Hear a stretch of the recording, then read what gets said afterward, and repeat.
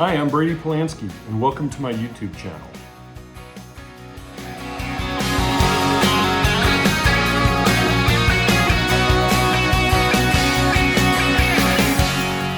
In today's video, we're going to address why matter doesn't matter. Well, matter doesn't matter yet. What originally was called Project CHIP, or Connected Home over IP, has now become the Matter standard. It's something that Apple, among others, has really been leading the charge to come up with a way to consistently communicate between various devices. And despite all of the time that was spent and all the money that was spent and all of the human resources involved in setting up standards in the insurance industry, there's still a lot of work to be done. So that brings us to the Matter standard within home automation. One of the things today that's a real challenge is the various ecosystems in which devices and controlling apps work. There are communication protocols such as Zigbee, Z-Wave, Thread, Wi-Fi, and many other ways to control various devices. Within each of these devices then, regardless of the frequency or the type of communication that is taking place, they all act differently to certain commands. So turning on a device isn't the same when you have a device that, say, runs on Z-Wave versus when it runs on Zigbee. But having said that, you could have two Zigbee devices that, even though they're communicating the same way, use different commands to control how to turn that device on and off. Furthermore, what the device does or what it's capable of doing is different from manufacturer to manufacturer to manufacturer. So the idea behind Matter is to come up with a common set of protocols and a common set of controls that you can share among all of these different devices. Once a device follows this standard, it makes it so much easier then for those devices to be included in any of the ecosystems that will use the Matter standard. So one of the challenges, for example, in Apple Home is that Apple's ecosystem is extremely closed because Apple is so concerned about the types of devices that people are able to incorporate with their Apple Home. They don't want to have some nefarious actor building hardware that can just simply be added to the Apple Home and only work in a certain way. And that's why the Matter standard matters the most to companies like Apple. Because right now, the number of devices that are available is extremely limited.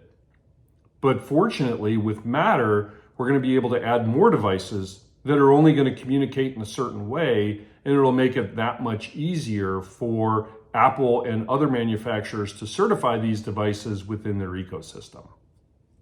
In addition to the Matter standard, there's also a push for connectivity called Thread. Thread is very similar to the Zigbee standard in that it communicates in a mesh network with devices talking to each other to expand the range in which devices can communicate with a particular hub. With the Thread network, you simply have border routers, ways to communicate with that, and you can push that mesh signal out through a very large house or office building or whatever the case may be in order to cover a lot more area than you could with a device that needs to communicate directly to a hub or other service. The Matter standard is controlled by the Connectivity Standards Alliance, or CSA, which is formerly known as the Zigbee Alliance. There are currently more than 550 tech companies that are participating in the alliance. Furthermore, some of the largest players in home platforms are participating within Matter. This includes Amazon, Apple, Google, and Samsung. And there are hundreds of device manufacturers who are also signing up to include Matter in their devices. So why doesn't Matter matter? Well, the original first version of Matter was expected to be released to the public back in 2020.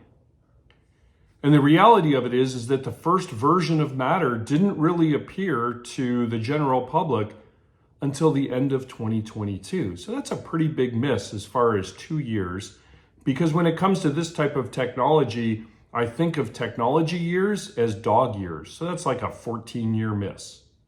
Besides that, any of the devices that are running Matter today, for the most part, are extending Matter out of their existing hubs and allowing communication between its hub and things like Apple Home through that hub communication and not the individual devices.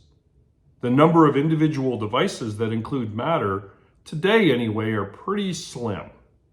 Furthermore, connecting Matter devices to a current ecosystem is hit or miss in these early days of configuring these systems.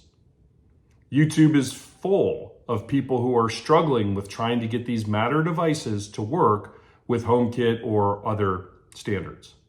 So all that said, does Matter matter? Not yet. I think the Matter standard is an incredible way to get all of these IoT devices to talk to each other and to allow users to decide what devices they want to use in their ecosystem, not relying on each individual manufacturer and ecosystem to decide which devices will become available. I wish the Matter standard was farther along, but basically, if you're trying to build a smart home today, I wouldn't wait for Matter. Go ahead and buy the devices that make the most sense today. Many of those devices will become Matter aware at some point, but if it's working with your ecosystem in its native format, there's no reason to change that. Implementing Matter for the sake of Matter doesn't make any sense. It only makes sense when you're trying to add a device that wouldn't otherwise work within your ecosystem. Again, Matter doesn't matter today, but it absolutely matters down the road. I'm very excited for Matter to become a real working standard within the industry. But for now, I'm not going to wait around for it. Thanks for watching. Hopefully you found this information useful. If you liked this video, please smash the like button. And if you want more relevant content like this, please subscribe to my channel. Thank you.